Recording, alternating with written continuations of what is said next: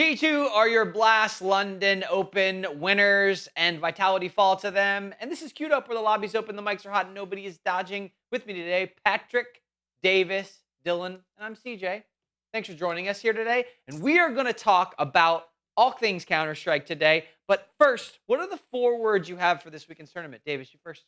HeavyGod is the truth. Okay, Pat. Just as I predicted. Okay, I forgot mine. Give me 1 second. Mine's super easy. Vitality's era is over. Stop hating on Kerrigan. Oh my God, that's the worst. Everybody's is pretty good until that one. What do you mean? The high. He did fine this weekend. Wow. Yeah, he watched with us at home. He did great. He cut the TV on. He cut the volume up. Good time. But he wasn't quad negative like last week. That is true. He improved from negative 43. To like He negative did 12. improve. Okay. That's pretty good improvement, I guess. Let's look at the bracket from the group stage. G2 kind of had a battle through here. They took on Team Spirit in the group stage, which was probably a match that Spirit should win, but they did not. G2 then runs through the bottom of it. They play Faze, they play Furia, they play Vitality. They take it home. Heck yeah. It was amazing. Crazy. It was a good, honestly, It's a great run. Great grand finals too. Like, Yeah. good series overall, just like you said last week. I mean, totally a lot of fun series to watch. The M80 one on the top that we can talk about as well. But yeah, all those things happened. It was nice. It was a good event. We haven't had many grand finals this year that have gone the distance and like really been back and forth. I was happy with the way that they were able to respond. You know, winning the map 1 and the fashion that they won it in. It was like, okay, they might just run away with it. Then Vitality wins the back-to-back maps. Then I was like, okay, well, Vitality's just going to shut them out 3-1. They were able to respond and win the last 2 maps. Pretty crazy, in my opinion. So the question for the group is, was this a dominant performance by G2, or was the bracket friendly to them? I think it was dominant, me personally. I mean, they beat Spirit, they beat Furia, who was hot, they beat Faze, who's obviously not a great team, but definitely not like one of the easiest teams in this event, and then they also beat Vitality, so, I mean, I think it's pretty dominant. It's also good, too, because you got to see them kind of, like, light it up in different ways. I think Anzi had tweeted this, but HeavyGod was talking about he looks up to Rob so much. So to look at him, study his demos, understand how he plays, and then, I mean, Robs did not show up in the final. I mean, HeavyGod literally had his number the whole final. I mean, we've seen Vitality kind of get beat up on weird ways before, but to see, like, I mean, HeavyGod completely removed one player from the equation, and Vitality could not answer. Yeah, I definitely saw a different G2 than we have seen over the last couple events, right? And I don't know if it's, you know, the question becomes, is this a Hunter stepping up thing? Is this just new roster, new vibes, new coach, whatever, kind of coming together after they've been together for a little while? I don't know. What do you guys think? I think it might be the implementation with the new coach. He's really got him going. I mean, they looked really good. One thing I wanted to point out here from the stat sheet is, like, it was kind of they kind of smacked Vitality. Like, don't get me wrong, Zywoo went plus 20 for the overall series, but he also finished the second map 30-6. So, like, plus 24. Yeah, exactly. So he kind of went negative the rest of the series, but yeah, I mean, they kind of smacked him. Yeah, to me, the craziest thing is, like, Rops, we've argued throughout the year of, like, he's probably the second best player on the team, at times the best, and he was a non-factor for most of this event. I mean, when you factor in the swing score, we want to put a lot of weight on that. He was like -2%, which is not good for him at all. No. Let's circle back to, let's go look at G2 versus Spirit as well. I know that was one that we didn't get to touch on a lot last week when we did cover the group stages, but I just want to look at it as far as, you know, how was G2 able to take this series away? I mean, that ancient performance from Spirit was abysmal, wasn't it? Yeah, it wasn't good. That's getting smacked. I think it really comes down to a lot of, like, the way G2 is playing as a team as a whole. Because, like, when you look at here and you see Donk has most kills, most damage, Shiro has most op kills, most first bloods from Donk. Like, a lot of the most statistics are going in the favor of Spirit. But, like, when you have good team play, you don't need to have the most kills. You don't need to have the most damage at all the time. So I think this really is a testament to speaking, like, G2 is playing really well as a team. Everybody on their team is in the plus for the swing stat that we were talking about. So I think they're just really meshing together well. I think as well, Pat, somehow you saw this and you said to yourself, this team about to run the block. Like, how did you get that from this 13-1 on Asian? We saw right there, HeavyGod plus 19. But no, I mean, I think we talked about it before in the previous ones, how the transfers for G2 have been pretty much in favor. I think Sun Pius and crew added onto are great. thing for the team. And it's just like when you're going against somebody like Donk and Spirit, it's like able to overcome that, especially on Dust too. That's like usually Spirit's playground, especially with Donk. It's just like a killing farm for him. And for them to just be able to take Spirit down in overtime right there was really the downfall for them, because like they're, to me, Spirit should not have lost that Dust 2. And it just completely led into that Ancient. And then to get 13-1 on Ancient with Spirit, who's not been that bad on Ancient. And then just that was like the turning point there where it's like G2 from here, they look strong. Now, going up against Vitality, it's like, sure, they were in that downward trend. So it's like you probably can beat them, but they also beat that Furia. I mean, it was a tough bracket run for them. Like we mentioned earlier when y'all said, it's like it was a pretty good domination. The only top team they didn't face was Mouse. And they ran the gauntlet. I mean, I would say the group stage match with Spirit, but the quarterfinals and semifinals, when we're talking about Faze, right, who we've made fun of Well, that's why I didn't consistently. mention Faze. Yeah. I left him out of that conversation. So that's a pretty easy quarterfinal, right? And then when you have Furia, who was a little bit hot, but we don't think Furia is a top 15 team really in my books. Like, I mean, I think they kind of teeter up and down. 15? I think top they 15. teeter above maybe, fine. For me, probably teetering somewhere between maybe 11 and 15 or something like that. Like probably sitting in that spot. Where do you put them? What? Dude, they got to be top 7 right I put them somewhere between No 5 way. and 10. I don't know. I put where. Falcons above them. Yeah, I would put that. I would do that. now. So who are the other? I mean, G2s? I think they're probably Well- right behind Falcons. well, so, but when you look at that, those two matches are pretty easy going against Vitality, if you would. Yeah. So, like, that Spirit win in the group stage is super momentum heavy because it kind of pushed them all the way to the grand finals.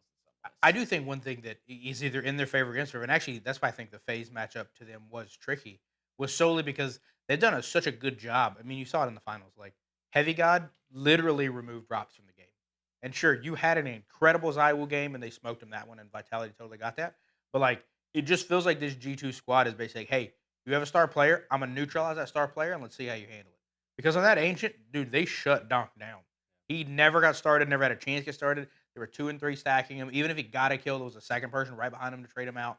I don't know if he got a multi-kill that entire series, or that entire Ancient, which is insane to do against Donk. And then you look at a Faze squad who, Faze, arguably, the thing they do the best is they're all loosely the same, and they all have the potential to pop off. So it's like, sure, you may make Kerrigan go negative 44, but then Brokey drops 80. And then, okay, you stop Brokey, but then Frozen goes off. So they do tend to have at least a player pop off. So that's why I thought that might be a challenge. But nobody popped off, and it didn't matter. Yeah. Let's look at the G2 versus Furia stats as well. That was the semifinals matchup for them to be able to actually go to the grand finals. And they won this game pretty convincingly. I mean, this was not an interesting series to watch, if I'm honest. You know, No, Furia stop. did not show up. Sunpass is popping off with the up. He had some crazy up shots this week. I mean, obviously he's not a name that you typically think of like as one of the best oppers in the game, but in this event, he was one of the best oppers for sure. I mean, Furia bruised their way through the group stage too, so I expected a little bit more. It's also crazy when you look at these names. You had Maladoy, Queserado, and Yukindar, who 3 we have been like glowing about for the past couple weeks, and they are negative 15, negative 12, and negative 8. Like, they were getting smacked. Well, and then the other side of this conversation is Vitality, right? You know, they came into this, I don't know, 2 months ago being undefeated. They hadn't lost anything to anyone. And now they seem to not be able to just close out the games. I mean, they were ahead in that grand final on the Inferno. They should have won that eco round on Inferno, and this should be a 3-1 to Vitality, but didn't happen. So Vitality is just kind of going through this spot where they were dominant, and now they're kind of falling, you know, a little bit. So is their era over at this point, Davis? Looking at you, buddy. What do you think? I think it is, personally.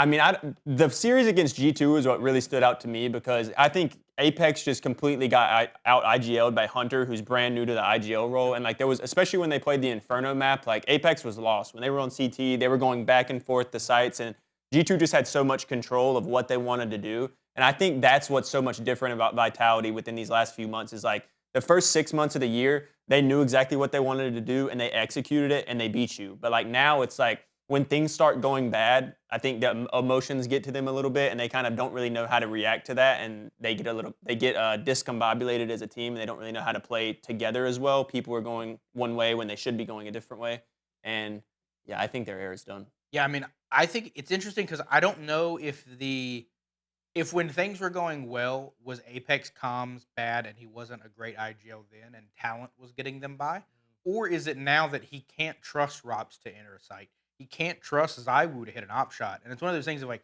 for a 6-month window of this year, it's like you probably didn't even tell Zywoo what to do. He just got the kills. You didn't tell Rops to kill the guy on rotate. You just knew he was going to do it. Whereas like right now, it's like you send anybody in the state, the most dependable person this entire bracket for them was Mezzy. And like, that's no disrespect to Mezzy. He's an incredibly talented player. But it's like, if you needed a clutch moment, Mezzy was the only one pulling it off. So it's like, if you're Apex, it's like, are you nervous to be like, Rops go under and ego challenge, I guess? I don't know. I mean, the team as a whole has definitely. I've not seen the team play that we had seen. They were winning 2v4s. They were kind of coming back from these weird situations. And then when they were up on numbers, it was almost impossible to get them in a spot where they were going to trail off. So it is interesting to see how quickly they went from what they were to where we are today. Because I still see the firepower at times. I see Rop showing up and being able to get a 3K. Like on Inferno, he was like Apps was almost impossible for G2 to push. Like Rops was winning that fight more times than he was losing it. So they were forced to go banana a bunch because of it. And guess what? Apex and Mezzy and Flames were not doing well on that side, and they kept getting banana on the offense on the T side of the map. And so it's interesting to see them go through this kind of woes where they used to be the best Inferno team, and it was impossible to beat them. I'm curious as well, Pat, from your side of like 77 days without a win. They're probably going to go over 100 days without a win. So that's a third of the year you're going winless. That's before we look into the last third. Like, is this still your team of the year? Are they still top dog or like? I mean, I think we would be fools to not call them still a top dog. Like, sure, is this their error? Maybe. It depends on what we don't want to define as an error. They're not winning 37 in a row no more. But, I mean, they've won the last major. They're still looking decent. Like, yeah, they're playing bad, but even their bad, it still guarantees them top 4 every event. So Yeah, bring up that last when it comes back to, like, going into this next major, I mean, I think that really what defines an error. When we talk about Astralis, where they won, like, 3 back-to-back majors. And, I don't remember all the stats from back then. It's been a while, but I'm sure they had some losses in there. Sure. They didn't win everything. So it comes down to, like, Vitality's going through a slump. Will they get out of that slump? That's the thing. If their firepower on their team is still great, everybody on their team plays good. We see it in the finals. We saw pop-offs from each individual one. It's just they're not – maybe it's the change with the patch for CT side. Maybe it's Apex's leadership. Maybe it's vibes on the team. It could be anything. But right now, they're still playing decent.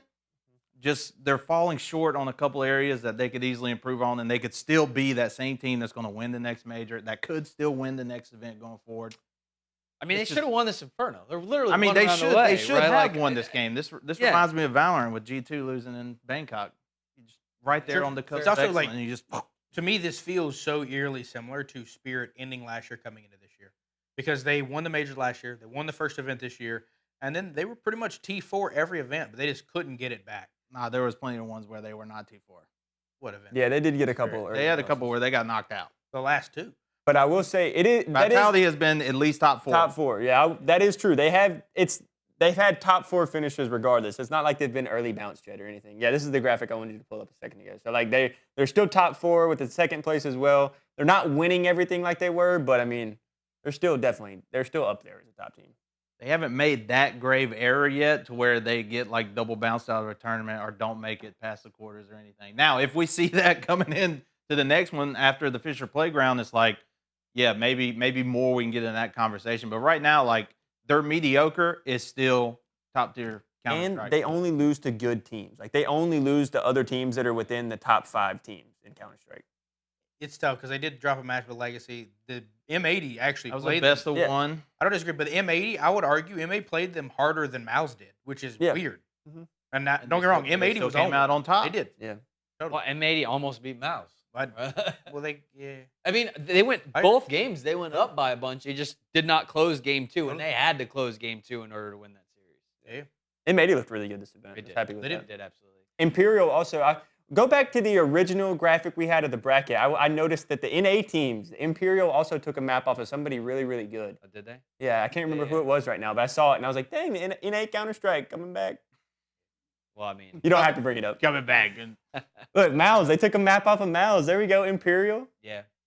And Sorry, I just wanted to I talk see They about took that. a map off Liquid. I mean, Mouse has been looking. I don't know if we're talking about it later. I think we are, but like Mouse has also had a little bit of woes here. But we'll come back to it. Dylan, let's go to your feed. Totally. Go ahead. We're queuing up the first one, which I don't remember what the order of these thing is. Oh yeah, G2 simply won't go away. Basically, G2 has been gutted time and time again. They have had their players bought. If you look at G2 squad a year ago, you've got Nico and Monacy on that squad. And then now, arguably, they're $3 to $4 million richer for that, which good on them for it. But dude, they're back in the top 5. They've not went, I think, a year without an S tier tournament win in like the last 7 or 8 years. They were at like 300-ish days, so they finally did sneak another one in. And they just find a way to rebuild. And it's like, it's impressive because you always see so much kind of hate put in their direction and so much like, hey, why are you getting rid of Monacy? He's a Fissure. Or, hey, Nico's one of the greatest players of all time. And it's like, bro, they're still here. They're literally winning in G2, or they're winning and Nico isn't. And it's like, it's so impressive that they're able to do that. And it's like, money might not be able to buy you wins at the end of the day, but it seems like the people that are spending the money are paying G2 to win. I mean, It's crazy. G2 does a really good job as an organization, propping their players and putting them in positions where they can win, right? Yep. Like you don't, they're just one of those orgs across all game titles that does a really, really good job in it. We've seen them be very dominant in Counter-Strike previously. We've seen them be dominant in Valorant. We've seen them be dominant in League of Legends. So they have all these areas where they just do really, really well. So that organization from a management perspective is one of those reasons I think that this has they've kind of gone through the trials and tribulations and are about to potentially kind of go on the upswing from what I see. I mean, Some Pius is the player to watch for me on that squad. He is so good, putting himself in great spots. He's winning clutches. It's just, and I don't know what the comms are like on that team, but I'm thinking that Hunter has a big piece of this as well as and HeavyGod kind of improving. But all of them, those players are just the whole team has just looked so much better. Yeah. And everybody kind of had their moment too this weekend. That was my favorite thing. Like literally every single player on that team, Mobs, HeavyGod, Matisse, everybody had their pop-off moment. And that's one thing you see a lot from Mouse. And it's like Mouse is a super even team, but they're never able to go the full distance and get that tournament win. But G2, like you said, brand new team, just really revamped this whole roster, instantly wins a grand final. I think that puts a lot of respect, like you said, to their organization, shows their management knows what the heck they're doing, because you have teams like Mouse who have tried so hard the entire year to do something, to win something, and they just can't quite get it over the edge, but G2 just comes up and does it. And I know you're big fans of in Valorant too. It feels like the same thing. Like, you think this is like just running it back? Well, I mean, I wouldn't quite put their Valorant roster against their Counter-Strike. Their Valorant roster is a little bit better. But no, I mean, I like G2 just because I like the fact that it's like, yeah, you're selling all these great players like Monacy and Nico or whatever, and you're bringing in these players that are not as valuable, but that doesn't necessarily get you wins. It's never about necessarily the player's skill. I mean, we can always look at Spirit as a prime example. You got the greatest player in the world at the moment, and you still can't win the majority of your games. So it's about just finding a team that works together at a good value. It's almost like they're playing like a money game of just like micromanaging, picking out good talent from other teams, and buying it and putting together and creating a team that is able to win. Now, is this team going to go on and win the major? I don't know. I mean, I think they still got a lot of work to do for that. But if they keep up the pace they're going at right now, I can easily see them staying within the top 5. No problem. I think the other thing too is what you had pointed up is like the coaching change. There were times during the event they made a timeout. Outside of the timeout, you immediately rip 6 straight rounds. And I mean, like, uncontested, like S tier strats, no problems. And I mean, that's something you pointed out earlier, and that's unbelievably incredible for me. I think that also leads into your feed too. Yeah, so for my feed, I wanted to talk about HeavyGod because it's also a tweet that mentions Monacy. Monacy is my favorite player, and it's just he's had a big struggle on Falcons. And you look at this tweet, and it says, Techno, Dexter, and HeavyGod all have more MVPs than Monacy this year.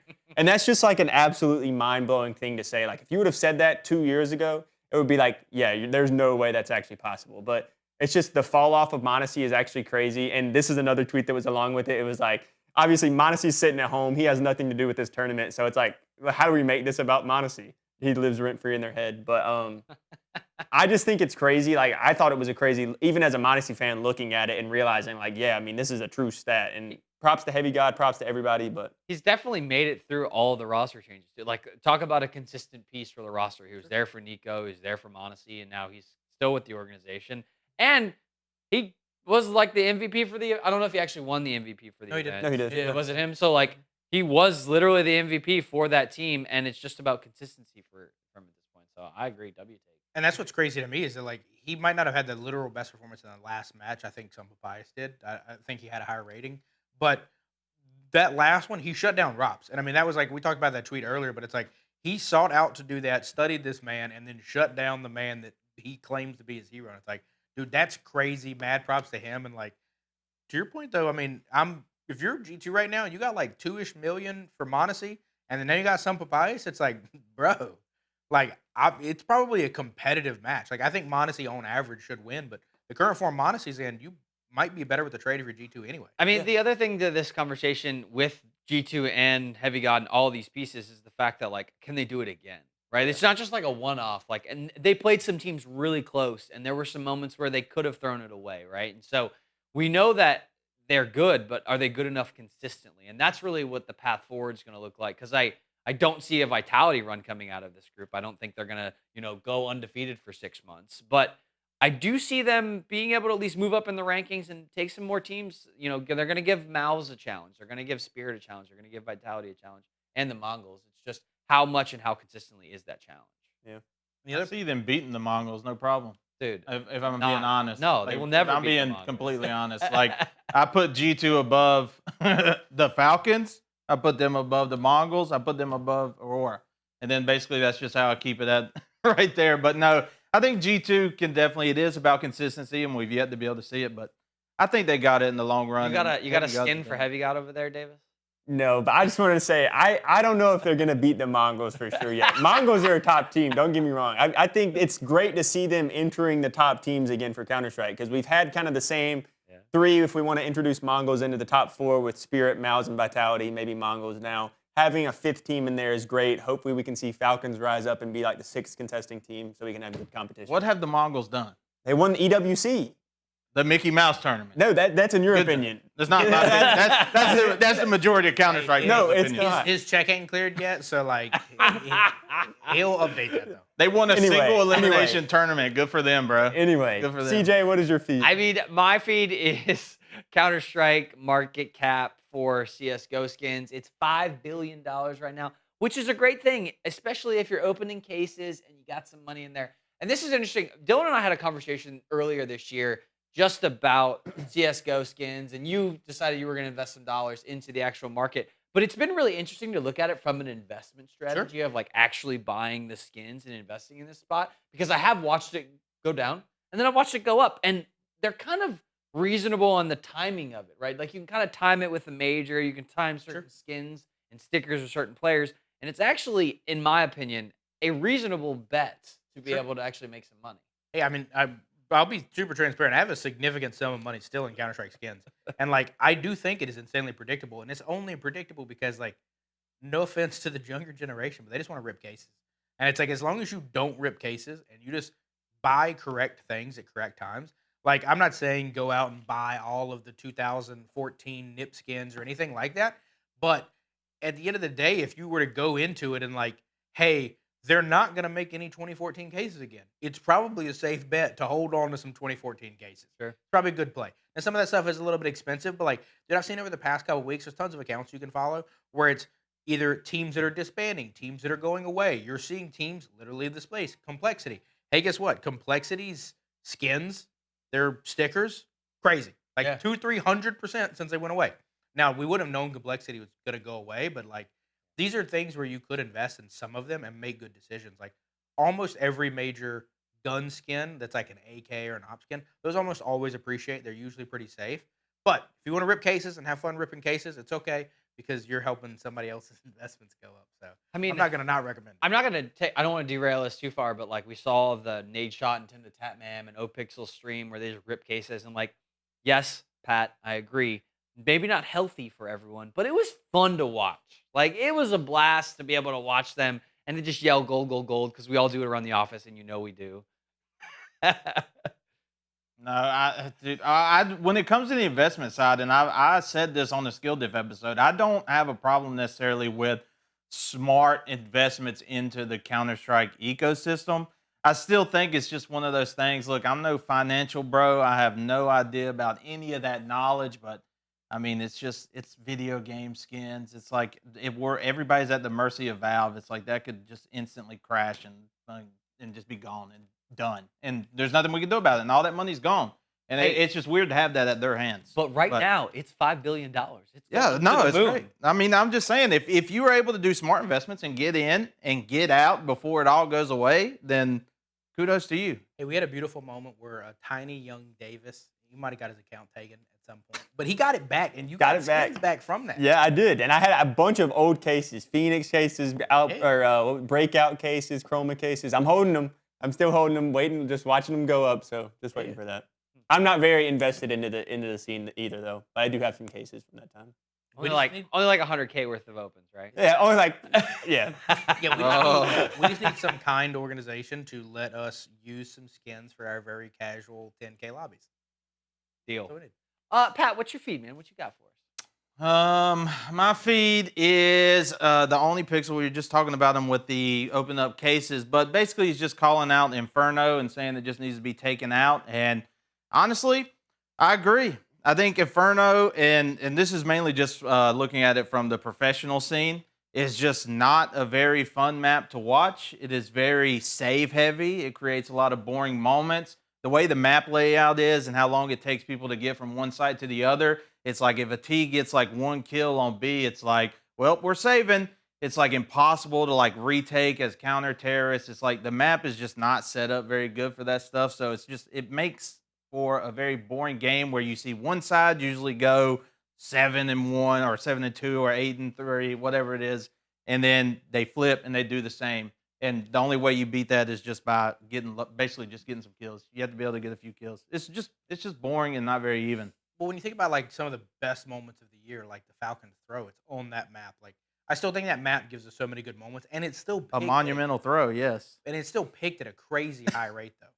Like that is why I think pros like it because they think they're good at it. And it's like Vitality; they had a crazy streak on it, and they lost that crazy streak on it. We were all excited, and I do think the map it can be a little steamroller, but to me, you got to get rid. Mirage just needs to be updated.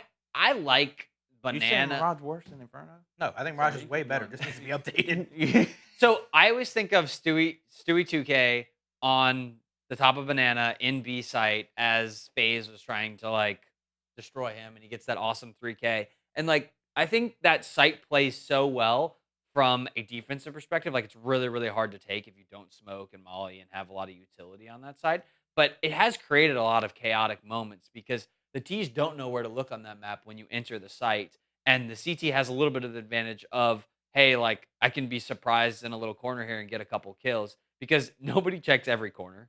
Like people just run on that site and plant. And so it does create a lot of chaotic moments, which I think are fun. But if you can't get to top Banana, it's really, really hard. And it is a long rotate, and it's very obvious when you're rotating on that map. Yeah, and I think the thing that like in pro play, it's so slow developing for a T side trying to attack. Like all they do is fake one side because they know, just like you said, we can't just hit a site if they have numbers because there's so many spots that they can play in different angles. So they have to fake A to try to get numbers off of B or fake B to try to get numbers off of A. And that's why I think the viewing experience is kind of boring because the rounds are so slow developing. It's not like you can fast hit things on like Mirage. You can fast hit A. You can fast hit B. It's just you can't do that on Inferno because you're going to get naded. You're going to get stalled out. Yeah, to me, it's like we have cash waiting.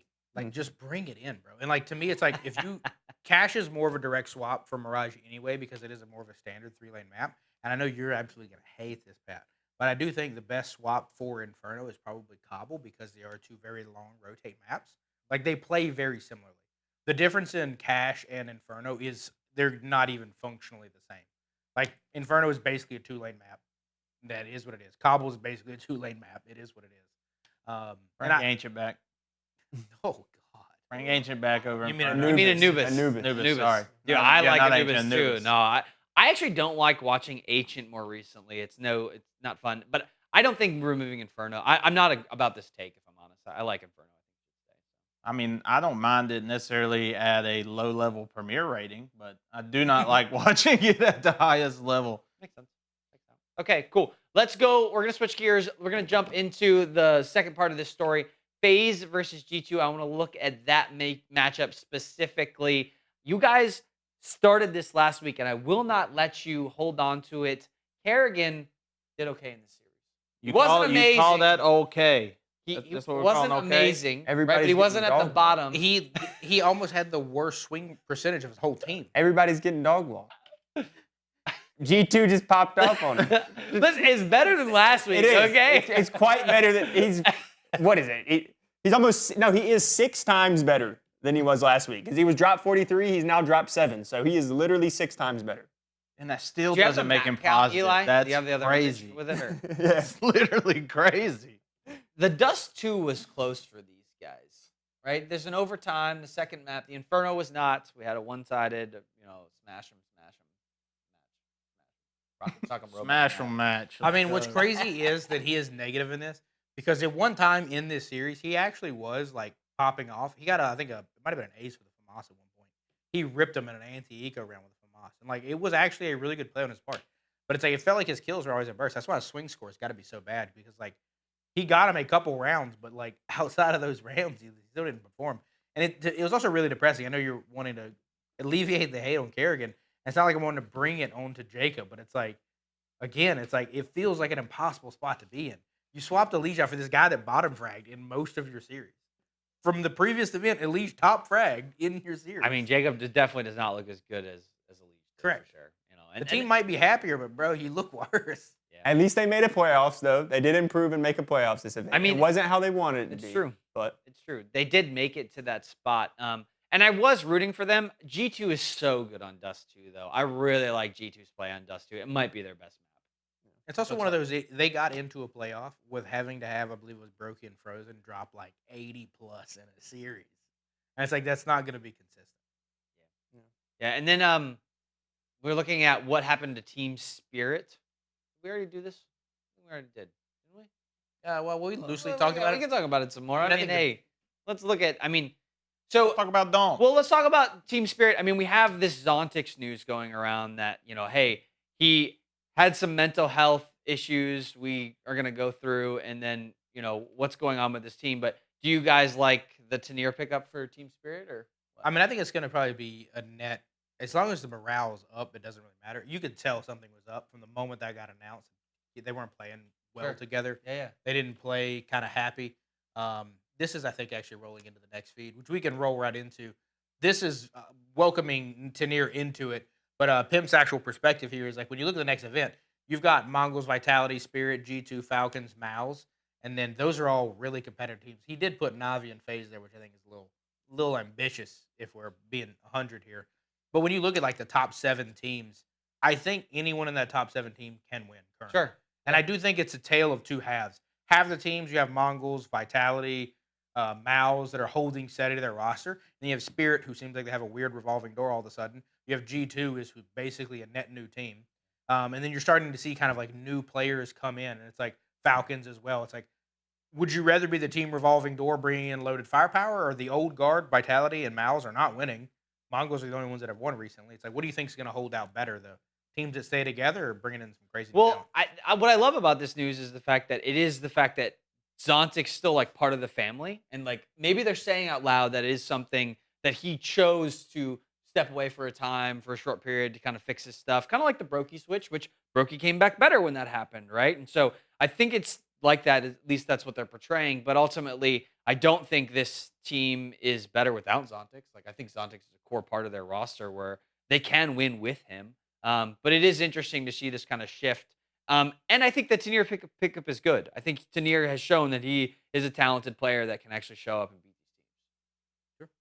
I think it all really depends on, like we were talking about with Faze, kind of the role situation. Like, Yeah. I don't know what role really Tanier fits, if it's a 1-to-1 compared to Zontix, but like you were saying, I mean, Zontix has been a solidified part of this roster. They won a lot of events with him on the roster, and so it's going to be really interesting to see how Tanier is implemented into the team. I do know that Tanier is definitely a more than capable player of fragging out. He's had great appearances when he was playing for Heroic, so if he can have the same form that he had on Heroic brought into Spirit, I think it'll be great for the team, but it'll just be interesting to see how he meshes with everybody.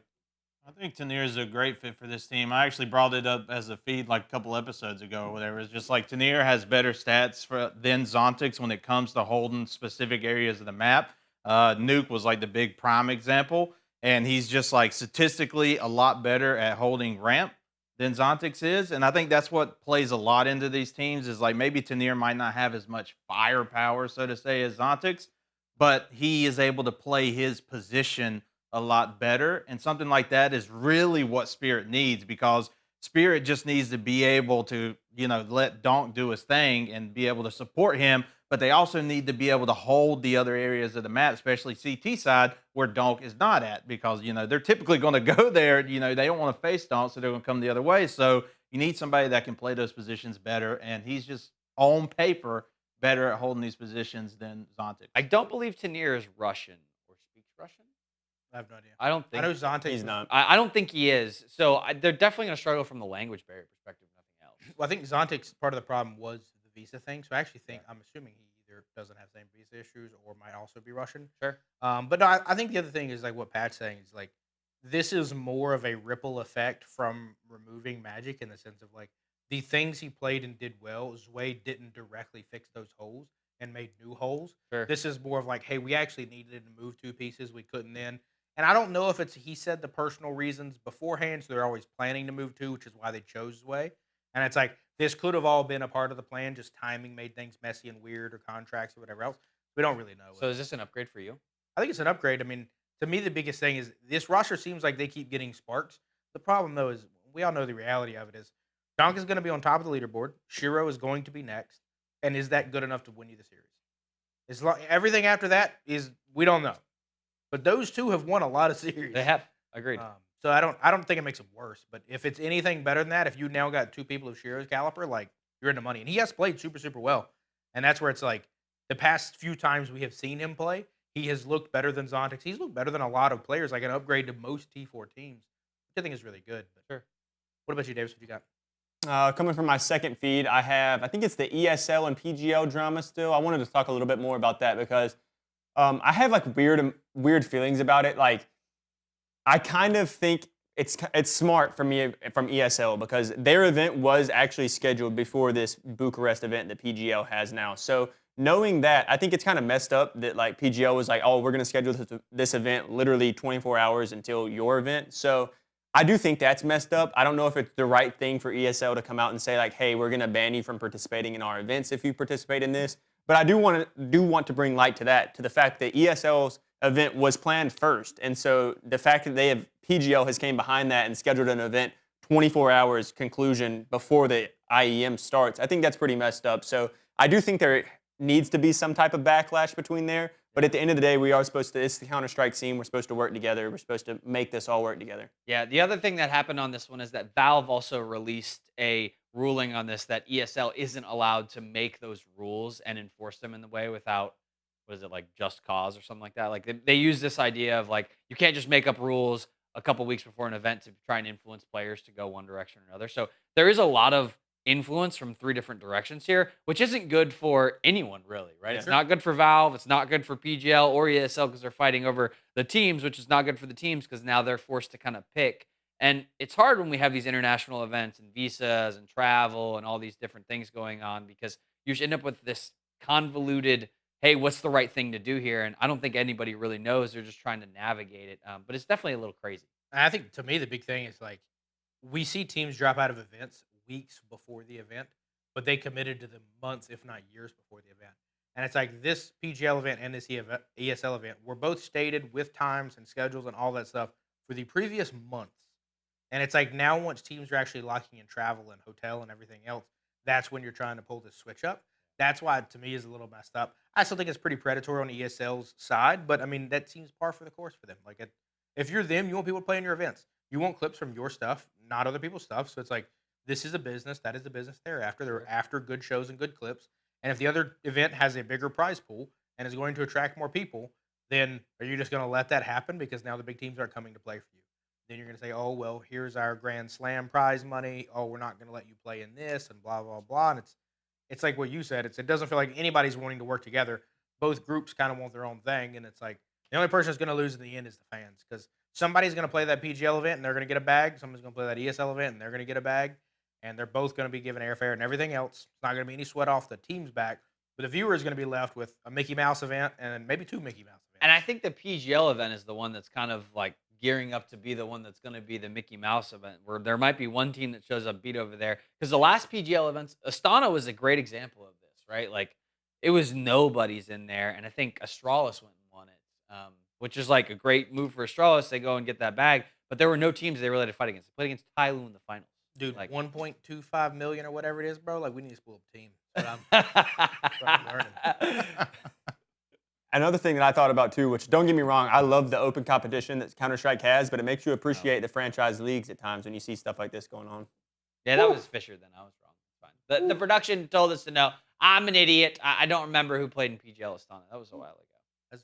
But it wasn't. Davis with a crazy take. What do you mean? It's crazy. I love the open. I love the open bracket. I love how Counter-Strike has open competition, but you run into problems like this when you don't have a franchise league. I'm just saying it makes you appreciate little things about it. Yeah, but then you get got a point. You get your champs in Kitchener if you do that. He's got a point. I think it's just childish from both of these. And I think these are issues you do run into when you have basically 3 competing organizations going against each other. And if they all play nice and they all play ball, it creates a wonderful experience where you get to watch Counter-Strike every week of the year. But when they want to get dirty and down to dirty, all this can cause is it could potentially just blow a bunch of things up. And that's not That's good. the crazy thing to me is like when the summation of what you said is, hey, when we work together, everything is bigger. We all make more money and we're all more successful. But you know what? PGL. That's how we feel. It's like, dude, what are you doing? This is crazy. My feed is up here next. We're looking at. I don't remember what it is. Oh, the visa issues.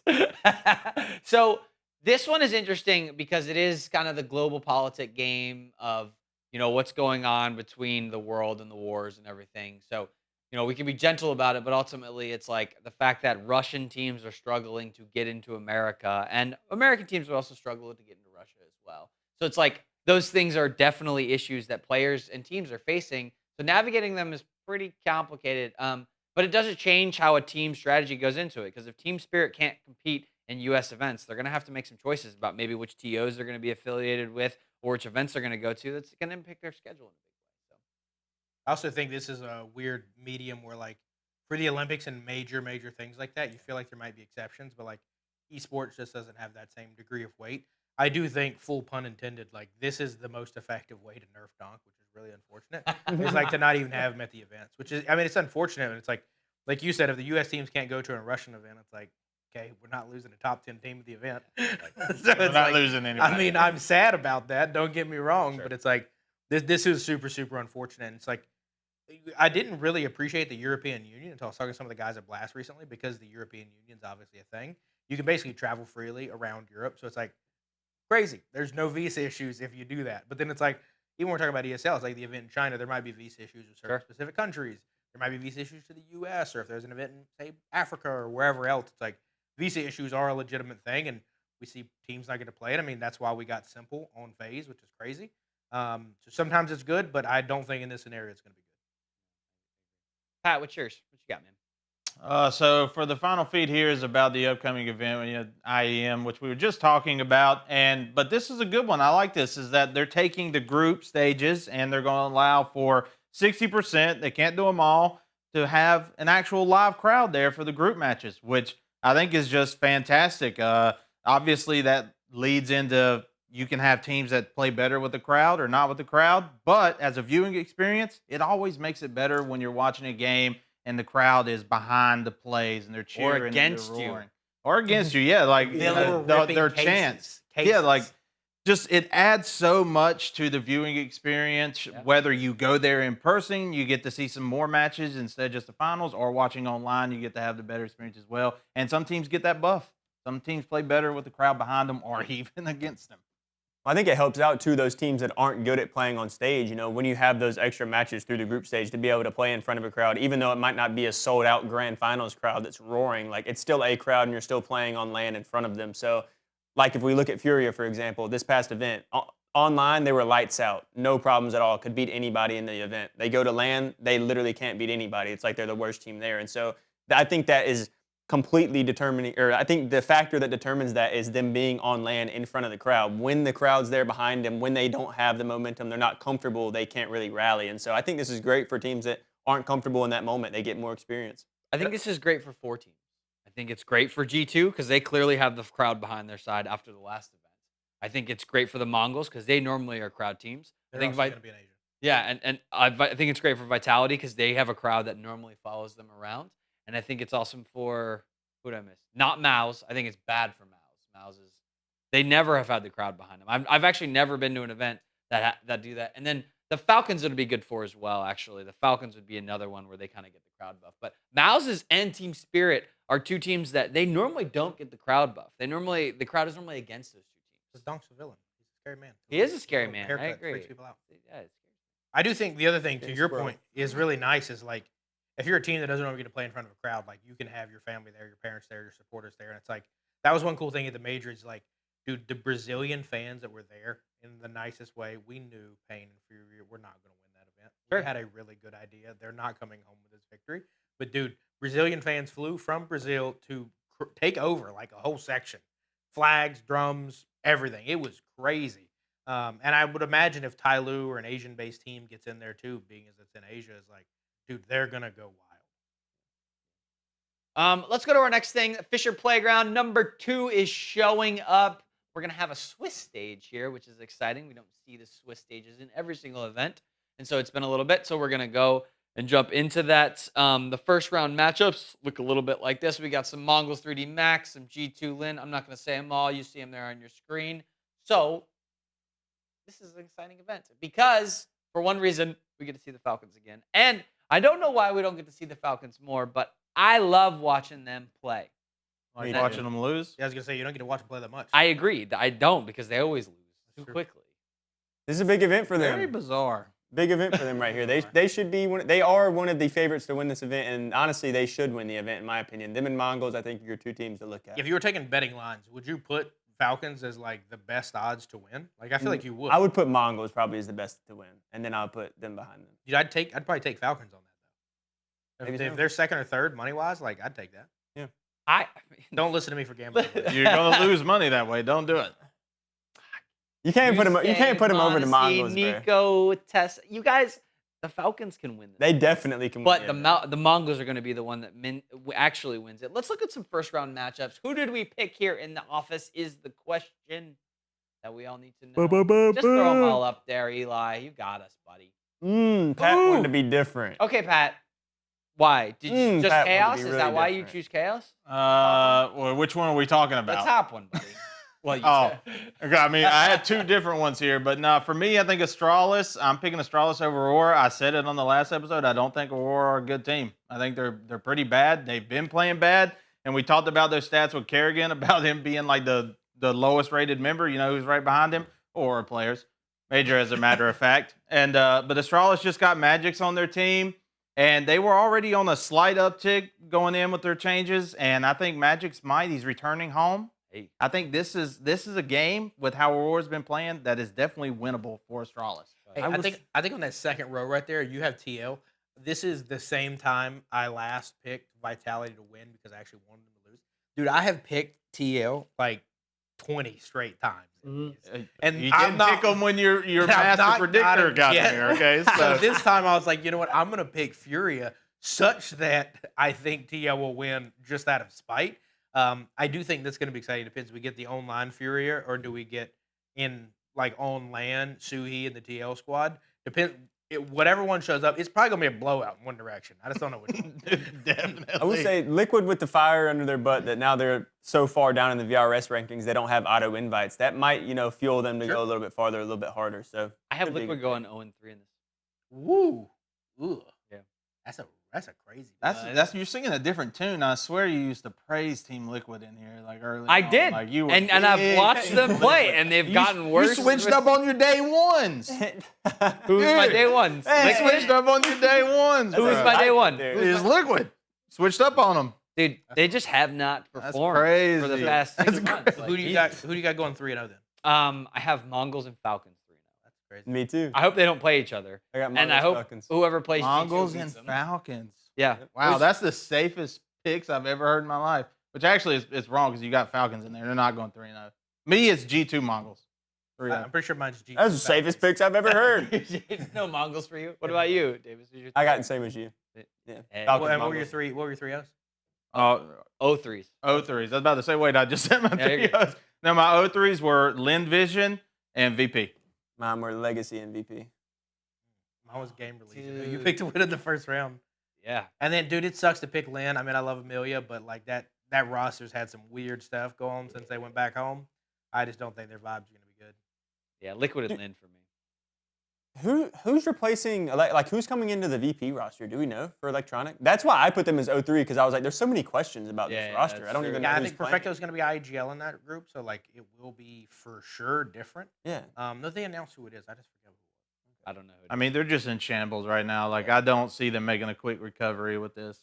Low key, the thing that hurts, he says it's Toro.